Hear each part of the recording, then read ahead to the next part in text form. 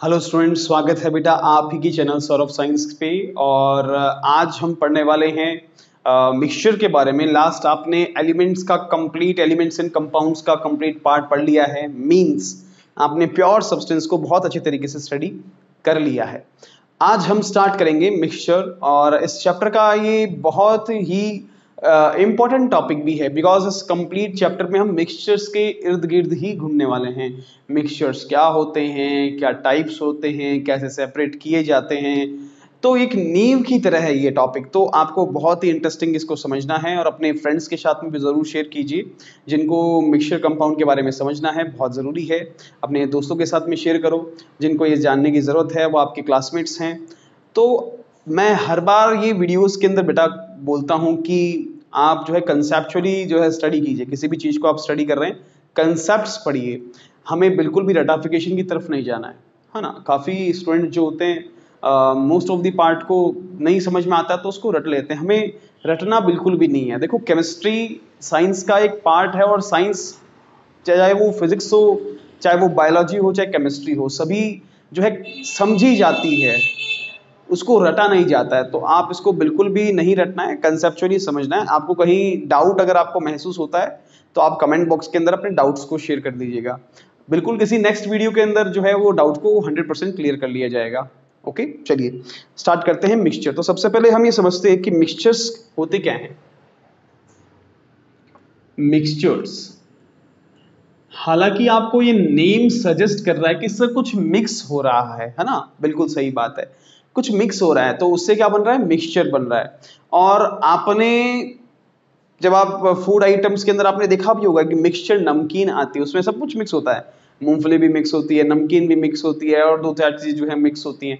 तो मिक्स करके उसको बनाया जाता है, तो उसको बोलते हैं मिक्सचर नमकीन, है ना। वैसे ही यहाँ पर सब्सटेंसेस जो हैं वो मिक्स होते हैं। तो चलिए इसकी डेफिनेशन देखते हैं सबसे पहले कि मिक्सचर की डेफिनेशन क्या है।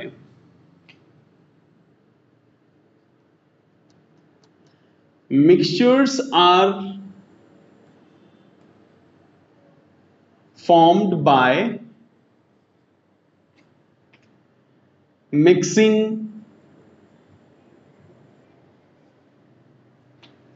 the pure substances, और आप ये लाइन भी ऐड कर सकते हैं, combining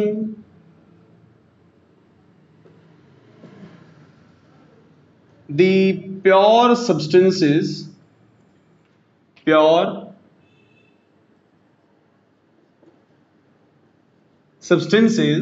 physically. So this is the definition of mixture. Mixtures are formed by mixing the pure substances और combining the pure substances physically। यानी mixing the pure substances भी लिख सकते हो इस लाइन की जगह पे, आप combining the pure substances भी लिख सकते हो। अब यहाँ पर कॉम्बिनेशन जरूरी नहीं किसी दो का ही हो, दो से ज्यादा का भी हो सकता है, तीन प्योर सब्सटेंसेस का भी हो सकता है। यहाँ प्योर सब्सटेंस आपस में मिक्स होकर एक मिक्सचर का फॉर्मेशन करते हैं। जैसे इसमें एग्जाम्पल के तौर पर आप समझिए कि कौन कौन से मिक्सचर्स हैं। आपने रोजमर्रा की जिंदगी में देखा होगा, एयर आपके चारों तरफ सराउंडिंग में है, एक मिक्सचर है।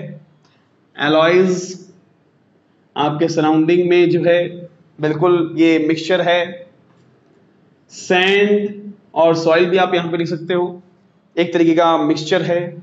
मिल्क आप यहाँ पे आपकी बॉडी आप उसको ड्रिंक करते हैं, वो एक तरीके का मिक्सचर है। इसके अलावा ब्लड, बिल्कुल ब्लड भी एक तरीके का क्यों है, मिक्सचर है, एटसेट्रा। और भी बहुत सारे, ढेर सारे अपने सराउंडिंग के अंदर जो है मिक्सचर्स का भंडार है। तो बेसिकली जो चैप्टर सजेस्ट करता है, तो आप चैप्टर का नाम देखिए, is matter around us pure. क्या वो प्योर है? नहीं, जरूरी तो नहीं है वो प्योर है।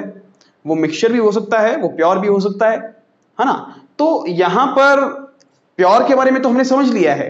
अब फिलहाल अब जो है समय है कि आप मिक्सचर को समझें।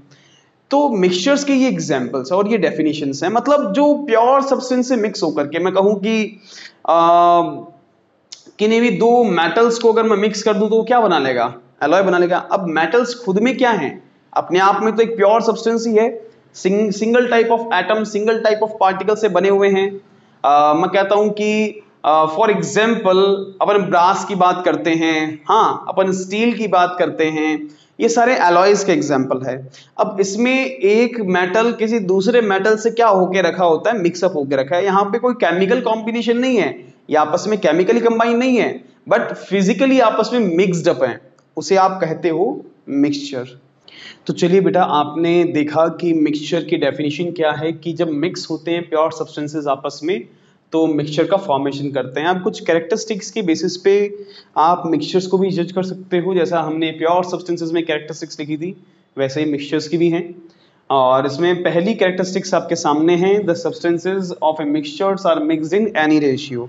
मतलब जो मिक्सचर्स के अंदर जो सब्सटेंसेस हैं वो किसी भी रेशियो में मिक्स हो सकते हैं, ऐसा कोई फिक्स रेशियो नहीं है। यानी कि फॉर एग्जांपल आप नींबू पानी बना रहे हैं तो ऐसा ज़रूरी नहीं कोई एक फिक्स मात्रा हो उसकी मिलाने की। आप नींबू को पानी के अंदर मिला रहे हैं तो कोई भी किसी भी मात्रा में आप उसको मिक्स कर सकते हैं, तो ऐसा कोई फिक्स रेशियो नहीं है, कोई ऐसा रेशियो नहीं कि आपने इतना रेशियो मिलाएंगे तभी वो मिक्सचर कहलाएगा, इससे ज़्यादा मिलाएंगे तो नहीं कहलाएगा, इससे कम मिलाएंगे तो नहीं कहलाएगा। There is no any ratio, there is no any ratio between the substances in a mixture, कोई फिक्स रेशियो नहीं है। तो मिक्सचर तो किसी भी रेशियो को कहा जा सकता है। अगर नींबू को थोड़ा ज्यादा मिलाएंगे तब भी मिक्सचर ही है, कम मिलाएंगे तो भी मिक्सचर ही है, चीनी डालेंगे तो भी मिक्सचर है, नहीं डालेंगे उसमें तो भी मिक्सचर है। तो बेसिकली इस तरीके से आप समझा सकते हैं कि जी मिक्सचर क्या है, कि आप उसमें कंपोनेंट्स को किसी भी रेशियो में मिक्स करते हैं तो उसे मिक्सचर कहा जा सकता है।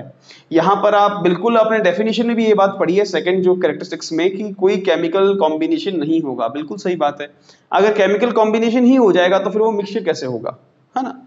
उसके बाद में थर्ड पॉइंट आ रहा है, due to their variable composition their properties are different. उनके अलग अलग कॉम्पोजिशन होने की वजह से उनकी प्रॉपर्टीज भी सेम नहीं रहती हैं। जैसे फॉर एग्जाम्पल मैं एक ग्लास ऑफ वाटर के अंदर, या नींबू पानी का ही मैंने अभी भी एग्जाम्पल दिया था, उसी का ले लेते हैं अपन एग्जाम्पल, कि नींबू पानी में आप 1 चम्मच चीनी डालते हो तो उसका जो टेस्ट है वो एक मीठा उसका स्वाद आता है। लेकिन अगर 1 चम्मच की जगह आपने 3 चम्मच और डाल दी उसमें तो मीठा आएगा, बट उसकी इंटेंसिटी थोड़ी सी ज्यादा हो जाएगी। तो जो मिक्सचर है वो डिपेंड करता है उसके कॉम्पोजिशन पे, तो जिस जैसे कॉम्पोजिशन होगा वैसे ही उसकी प्रॉपर्टीज झलकेगी, जैसा कॉम्पोजिशन रहेगा वैसे उसकी प्रॉपर्टीज रहेंगी, कॉम्पोजिशन चेंज हो जाएगा उसकी प्रॉपर्टी भी चेंज हो जाएगी, सिंपल। उसके बाद में their constituents can be separated physically and chemically. उनके कॉन्स्टिट्यूएंट्स जो हैं फिजिकली भी आप सेपरेट कर सकते हो और केमिकल मेथड्स के थ्रू भी आप उनके कंपोनेंट्स को अलग अलग कर सकते हो।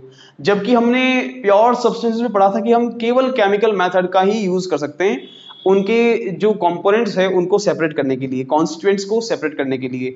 बट यहाँ पे आप दोनों मेथड्स का इस्तेमाल कर सकते हैं।